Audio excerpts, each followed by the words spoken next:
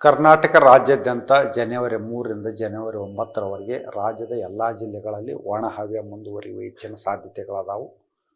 ಉತ್ತರ ಹಾಗೂ ದಕ್ಷಿಣ ಒಳನಾಡಿನ ಬಹುತೇಕ ಎಲ್ಲ ಜಿಲ್ಲೆಗಳಲ್ಲಿ ಗರಿಷ್ಠ ಉಷ್ಣಾಂಶ ಏರಿಕೆ ಆದದ್ದು ಕೂಡ ಕಂಡುಬಂದಿದೆ.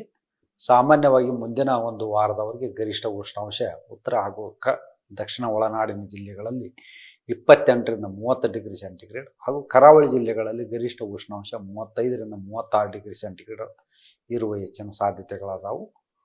ಉತ್ತರ ಹಾಗೂ ದಕ್ಷಿಣ ಒಳನಾಡಿನಲ್ಲಿ ಕನಿಷ್ಠ ಉಷ್ಣಾಂಶ ರಾತ್ರಿ ವೇಳೆಯಲ್ಲಿ ಸುಮಾರು 15ರಿಂದ 17 ಡಿಗ್ರಿ ಸೆಂಟಿಗ್ರೇಡ್ ಮತ್ತು ಕರಾವಳಿ ಜಿಲ್ಲೆಗಳಲ್ಲಿ ಕನಿಷ್ಠ ಉಷ್ಣಾಂಶ ಸುಮಾರು 20ರಿಂದ 22 ಡಿಗ್ರಿ ಸೆಂಟಿಗ್ರೇಡ್ ಹೋಗುವ ಹೆಚ್ಚಿನ ಸಾಧ್ಯತೆಗಳದಾವು.